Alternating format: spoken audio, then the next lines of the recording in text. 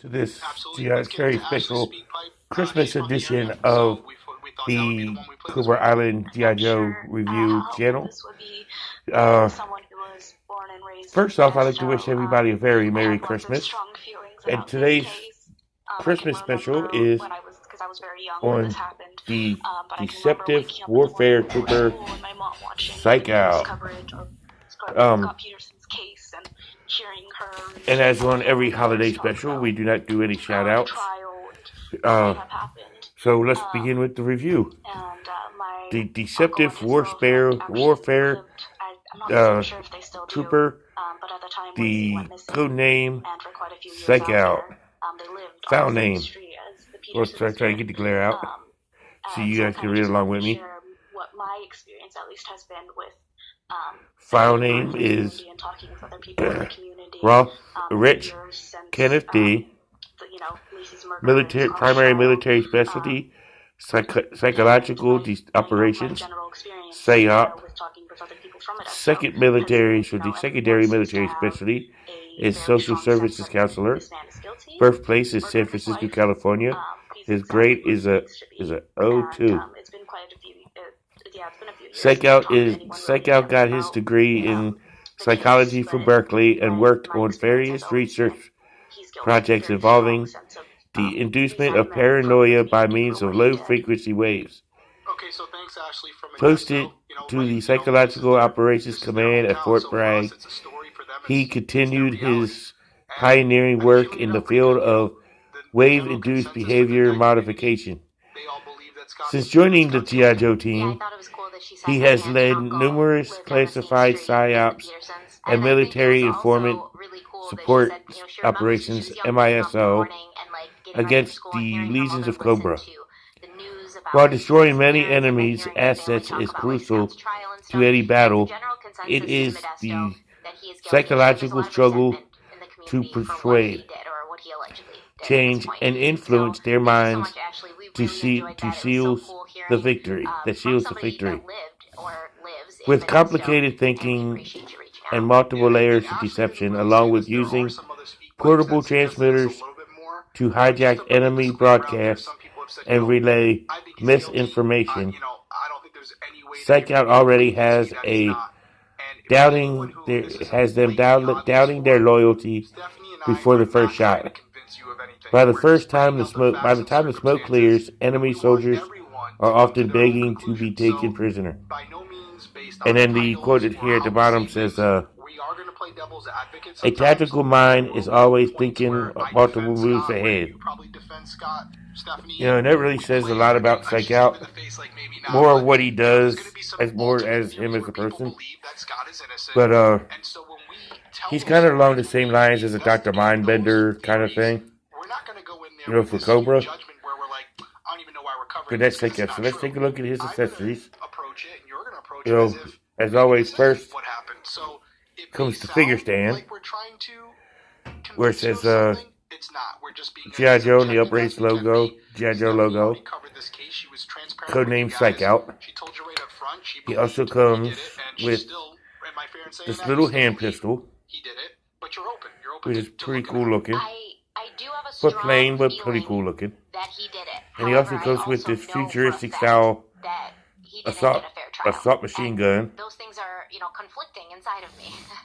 Because I want our justice system to be something we can depend on. He comes with this low frequency, looks like what it could be a low frequency so at the end of the day, brainwave scanner type of thing. Trial, but yes, in my heart, I believe he did this.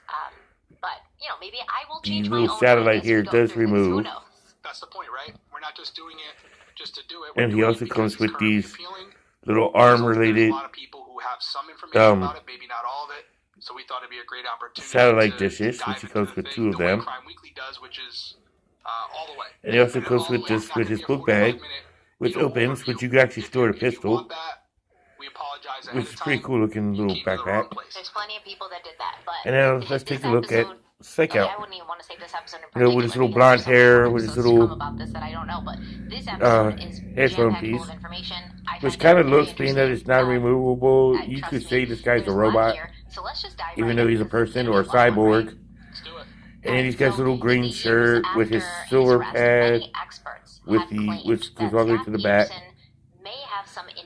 You know, he's got his gray sleeves, black gloves. He's got his black trousers, or dark gray trousers with black knee pads, black boots. So let's take a look at his articulation, which his head can rotate the full 360. His arm is raised to about there. His arm can he is pretty well known. There's a little controversy around him, but rotate the full 360. He wrote a book called Inside the Mind of Scott Peterson. And but you know, just take a little work because this was a little stiff. The moment his grandfather was murdered in the 1940s, and we talked about that in part 1. Keith Abloh feels that Scott's mother Jackie had a very hard start. His arm bends full 90 degrees. That has since been called a cesspool of pedophilia. Make it rotate. She went on to give 2 babies up for adoption, and when she gave birth to Scott, he was objectified, his and wrist his can, humanity didn't matter. His wrist can swivel full 360. Unfortunately, on my figure, the hands do pop off very easily, so if you get one, be careful of that. You know, because his hands are very, very loose. He does have the ab crunch feature, which I think the vest here does kind of hinder it. His legs can spread to about there. His legs can lift to about here. He needs to be perfect in that family. So perfect that he strangles the reality of himself. And so when he meets Lacey, by the time he meets her, he's already well on his way to being a mask of sanity. He's perfect. She can find nothing wrong with him because he's already. Sorry for the noise in the background. I'm also listening to a true crime podcast as I do this. Angry at having been destroyed as you know, so don't mind the background noise. So I'm obviously not a mental health professional. I don't claim to be, but I do find this theory. He does have the double knee joint, but I'm trying to get it to bend. His leg is a little stiff. With Amber and the things he says to her, it's like on certain parts. He's literally living a double life. So I think a lot of what Keith Abloh says is very true. That's about all the knee joint movements that I can get on this guy. He wants to be perfect in the eyes of everybody. Maybe he does have a double knee joint, but mine figures too tough on his knees. He does have the ankle pivot, look at him as this hero and this white as knight, well as shining example of a man, the ankle swivel. Keep his own sanity, such articulation. Let's take a look at him in all set up in battle gear. So here's Psyche-Out in his battle gear. He's a very futuristic looking soldier, which is pretty cool. I mean, his vintage figure came out in 1987, so I mean, for that time he was very futuristic. In today's modern society, you actually see this in a trooper, but it's pretty cool. I think he's a very, very awesomely done figure for what he is. You know, had to have somewhat of the cyborg type build to him. Like I said, due to his military specialty of who he is. But Psyche-Out's a cool figure. I had him as a kid. He first appeared in G.I. Joe, the Marvel comic run, in the early 60s, alongside with Chuckles and a couple others.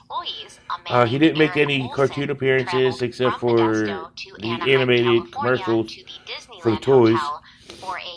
But he's still a good figure. I would rank him as a upper middle tier figure. I would say bottom top tier. He would be a top tier figure. But I like the whole concept of the character and who he is, and to see that they could have a Cobra style trooper on the G.I. Joe team. Here's just to counter Dr. Mindbender. But that's me. But I'm glad everybody's enjoying their Christmas, but there is a Joe Motion Videos 82 has done a version of a review of the vintage Psyche-Out, as well as Form BX257 has done a review on this guy.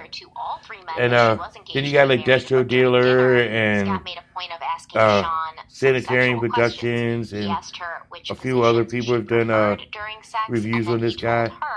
But tune in next Eric Olson believed that Tune Scott in was testing Tuesday Sean to see us how do loyal Captain to her Ace. fiancée she But was. this has But the been conversation Psych-Out. I made hope Eric everybody and is David having a Fernandez quite wonderful Merry uncomfortable, Christmas. so they got up and left the table See as soon y'all as in the dinner next was one. over.